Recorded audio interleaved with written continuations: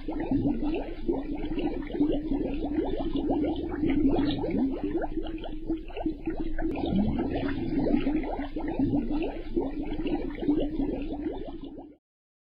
الله الرحمن الرحیم. ان الحمد لله نحمده و نستعینه و نستغفره و نعوذ بالله من شرور انفسنا و من سیئات اعمالنا. من یهده الله فلا مضل له و من یضلل فلا هادی له و اشهد ان لا اله الا الله وحده لا شریک له و اشهد ان محمدا عبده و رسوله. بینندگان عزیز و گرامی، سلام و رحمت و برکات الهی بر یکایک شما بزرگواران. یکی از سنت‌های رسول خدا صلی الله علیه و آله و صحبه اجمعین این هست که وقتی همکیش خودمون رو می‌بینیم با این عبارت که السلام علیکم و رحمت الله بر او سلام و درود می‌فرستیم. این پیام پیام سلامتی است. این پیام ارسال این نکته به طرف مقابل هست که از طرف من آسیب و گزندی به تو نخواهد رسید. در برنامه امروز می‌خوایم پیرامون رهنمود نبوی در شرایط بیماری ها با شما سخن بگیم. در شرایط کنونی که بیماری همهگیر کرونا تقریباً همه کشورهای دنیا رو درگیر کرده، توجه به رهنمودهای پیامبر گرامی اسلام صلی الله علیه و آله و سلم پیرامون این چنین شرایطی بسیار حائز اهمیت هست، تا جایی که حتی برخی از نشریات در کشورهای غربی بدین نکته پرداختند و نیوزویک با اشاره به احادیثی از پیامبر گرامی اسلام صلی الله علیه و آله و صحبه اجمعین رهنمود اون بزرگوار در 14 قرن قبل رو، در حدود 1400 سال قبل رو بسیار شگفت‌انگیز و راهگشا برشمرد در شرایطی که برای بیماری کرونا هیچ درمان قطعی پیدا نشده. لذا توجه به رهنمودهای نبوی و به طور کلی توجه به دستورالعملها و مقررات بهداشتی که از طریق رسانه‌های معتبر به نقل از منابع پزشکی علمی و بهداشتی منتشر میشه بسیار حائز اهمیت هست. اشاره‌ای داشتم به پیام سلامتی که از طرف ما به دیگران انتقال پیدا میکنه که بهش میگیم السلام علیکم و رحمت الله، یعنی به گونه‌ای عمل میکنیم که جان و امنیت طرف مقابل در خطر قرار نگیره و به همین خاطر هست که در اسلام به این نکته به گشاده رویی همراه با ارسال پیام سلامتی و دوستی بسیار تأکید شده و رسول خدا صلی الله علیه و آله و صحبه اجمعین فرمودند که اذا لقی احدکم اخاه فلیقل السلام علیکم، که وقتی یکی از شما همکیش خودش رو میبینه به او این عبارت رو بگه، در حقیقت به او پیام دوستی بده، پیام سلامتی بده. این پیام رو بده که از طرف من جان و امنیت تو محفوظ هست. و در این شرایط که همهگیری کرونا مشکلات و چالش‌های جدی ایجاد کرده، میتونه این مسئله و رعایت این موضوع ارسال پیام سلامتی برای دیگران باشه که من به خاطر حفظ سلامتی خودم، به خاطر حفظ سلامتی شما فاصله گذاری اجتماعی رو و اون حد و اندازه‌ای رو که در رعایت فاصله گفته میشه رعایت میکنم. با فاصله حداقل 1.5-2 متری اگر بنا به ضرورتی مجبورم با دیگران سخن بگم و یا وارد یک عرصه اجتماعی و فعالیت اجتماعی بشم، با حفظ مقرراتی که همواره اعلام میشه این موضوع رو رعایت میکنم که حداقل از فاصله 1.5 متری و بلکه فاصله 2 متری این رو رعایت بکنم و با دیگران در تعامل باشم. از یاد نبریم که ما انسان‌ها موجوداتی مرکب از جسد و روح هستیم و الله متعال نیازها و نیازمندی‌هایی رو در وجود ما قرار داده که هم مرتبط با اون بخش روحی و معنوی ما انسان هاست و هم مرتبط با بخش جسمی و مادی ما انسان هاست و بنابراین رعایت نکات بهداشتی و توجه به این مسائل بسیار حائز اهمیت هست. انسان هر بخشی از این بدنش که دچار مشکل بشه، دچار چالش بشه، دچار بیماری بشه، بر اون بخش دیگر بدنش اثر میگذاره. و به همین خاطر هست که توجه به مسائل مادی و توجه به مسائل معنوی هر دو برای پاسخگویی به نیازهای بشری حائز اهمیت هست. و از یاد نبریم که پیامبر گرامی اسلام صلی الله علیه و آله و سلم و بلکه همه پیامبران از نوع و جنس افراد بشر بودند تا آنچه رو که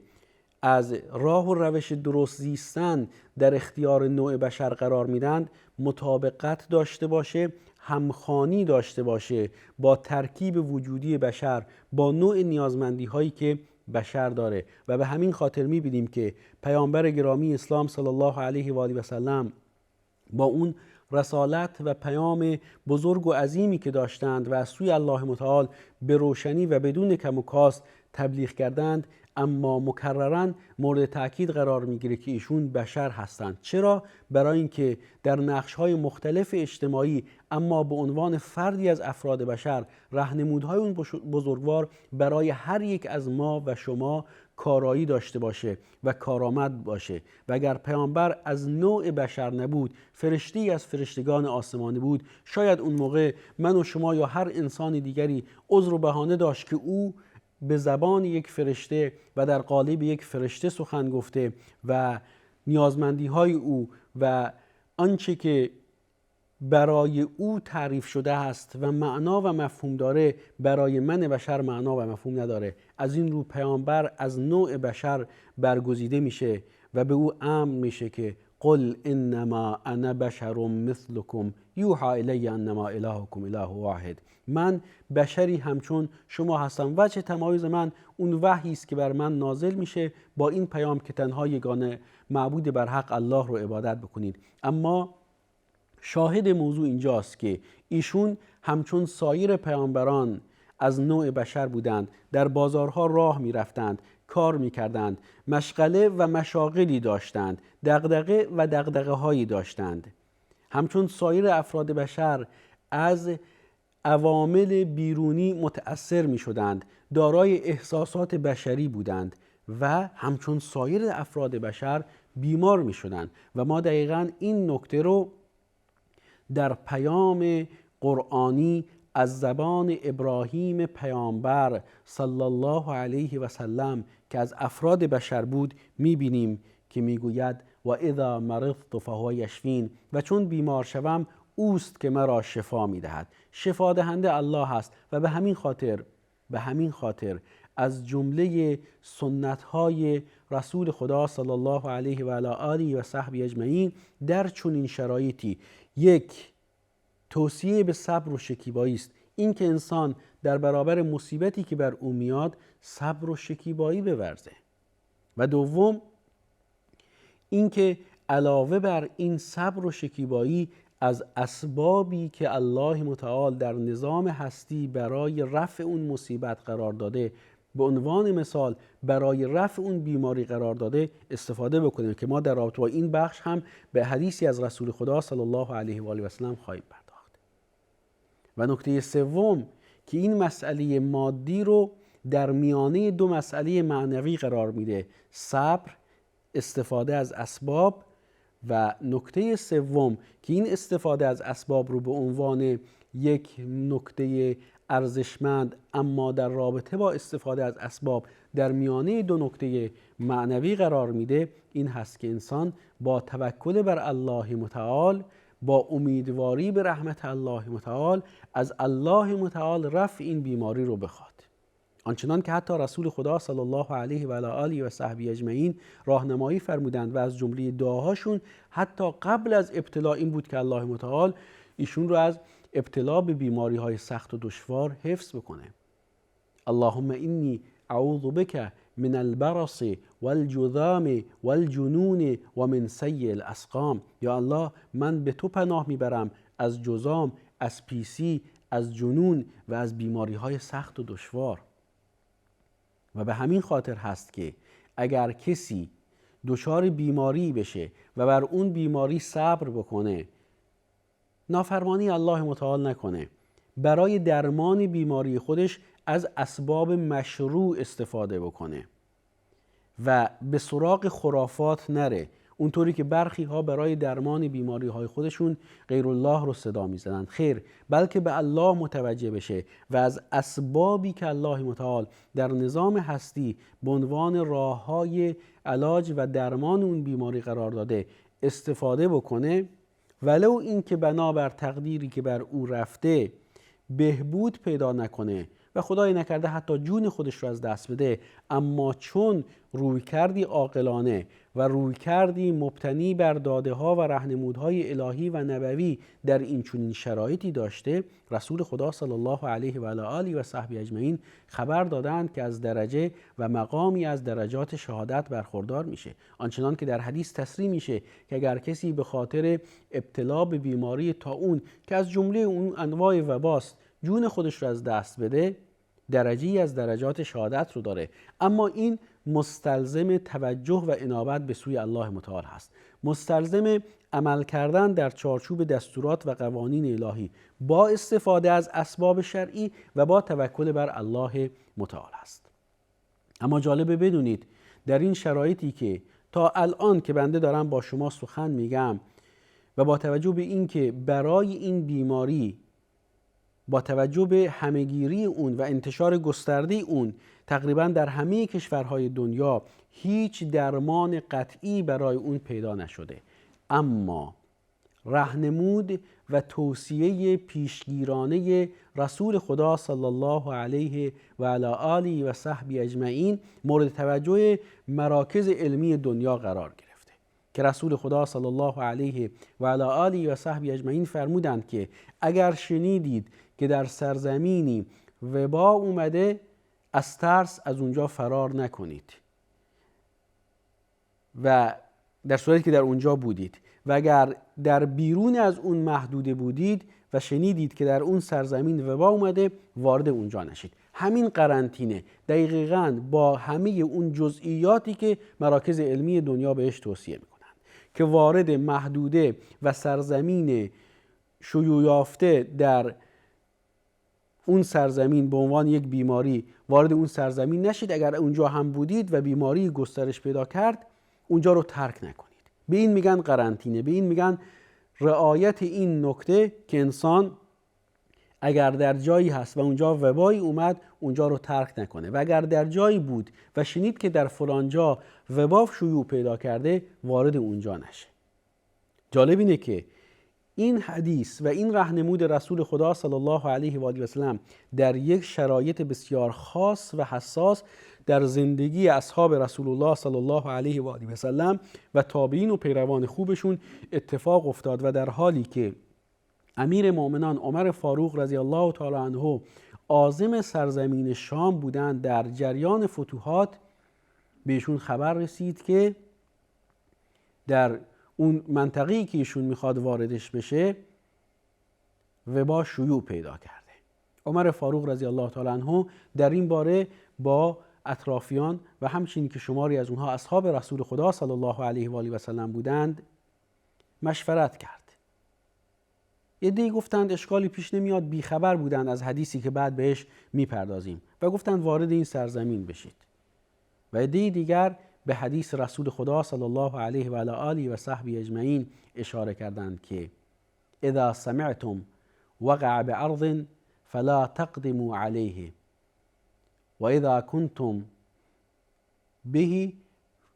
کنتم بها فلا تخرجوا فرارا منه،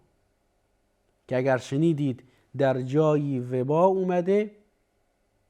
وارد اون سرزمین نشید، و اگر در اونجا بودید اونجا رو ترک نکنید. عمر فاروق رضی الله تعالی عنه تأکید کرد که به این رهنمود رسول خدا صلی الله علیه و آله و سلم عمل میکنه. از تقدیر الهی به سوی تقدیر الهی میگریزه. فرار از تقدیر الهی به سوی تقدیر الهی همین هست که انسان با توکل بر الله متعال، با اعتقاد به تقدیر، با اعتقاد به قضا و قدر، با استفاده از اسباب الهی که الله متعال آفریدگار این اسباب هست، والله خلقکم و ما تعملون، که الله آفریدگار شماست و آنچه که انجام میدید، با این اعتقاد که الله آفریدگار این اسباب هست و البته با توجه و انابت به سوی او در چارچوبی عمل میکنه که نمونهش رو در این حدیث رسول خدا صلی الله علیه و آله و سلم دیدیم و شنیدیم. و اون این که وقتی که در جای بیماری اومد وارد اونجا نشیم. امروز چطور دنیا و مراکز علمی دنیا تاکید میکنند بر رعایت فاصله گذاری اجتماعی، تاکید بر این که در منازل و خونه هاتون بمونید، تاکید بر این که جز در مواقع ضروری و اضطراری از خونه خارج نشید، چون بهترین روش پیشگیری و بهترین روش برای جلوگیری از گسترش ویروس کرونا همین مسئله بوده، رعایت فاصله گذاری اجتماعی. و به همین خاطر هست که سازمان بهداشت جهانی مکرراً پیرامون این موضوع هشدار داده و رعایت فاصله گذاری اجتماعی و قرنطینه و موندن در خانه و خارج نشدن از منازل جز در شرایط اضطراری، اون هم با رعایت نکات بهداشتی رو از جمله مهمترین عوامل اثرگذار در پیشگیری از بیماری کرونا و انتشار و گسترش اون برشمرده. و این در حالی است که رسول گرامی اسلام صلی الله علیه و آله و سلم سالیان سال قبل، صدها سال قبل، حدود 1400 سال قبل، 1400 سال قبل و بلکه 14-15 قرن قبل این رهنمود رو فراروی هر انسان عاقلی قرار دادند که به سلامتی خودش و به سلامتی افراد خانواده خودش و به سلامتی افراد جامعه اهمیت میده. توجه داشته باشیم که ما در قبال نفس خودمون، در قبال جان خودمون، در قبال سلامتی خودمون، در قبال سلامتی دیگران، در قبال سلامتی اعضای خانواده، در قبال سلامتی جامعه مسئولیت داریم، مسئولیت شرعی داریم. صحابی خارج از حد و حدود و مقررات و عملکرد و نحوه عبادت رسول خدا صلی الله علیه و آله و صحبه اجمعین خودش رو در رنج و مشقت و سختی میاندازه و تمام شب رو به قیام سپری میکنه و روزها رو به روزه. رسول خدا صلی الله علیه و آله و صحبه اجمعین او رو مورد عتاب قرار میدن که ان لنفسک علیک حقا، تو در برابر نفس، جان و جسم و روح خودت مسئول هستی. و نکته دیگر رعایت نکات بهداشتی است. رسول خدا صلی الله علیه و آله و سلم فرمودند که شخص سالم رو نزد مریض یا شخص مریض رو نزد سالم نبرید. و این رعایت فاصله گذاری اجتماعی، رعایت نکات بهداشتی که رسول خدا صلی الله علیه و آله و سلم به عنوان مثال نظافت و رعایت بهداشت رو از جمله ایمان برشمردند که مکرراً در این شرایط مثل شستن دستها بر اون تاکید بشه. نکات در این باره بسیار هست. ممنونم که تا پایان برنامه با ما همراه بودید و افتخار بکنید به این که پیامبر این چنینی داشتیم و داریم که برای ریز و درشت زندگی ما برنامه‌های سعادت بخشی رو ارائه داده. ممنون و سپاسگزارم که تا پایان برنامه با ما همراه بودید. الله نگهدارتون.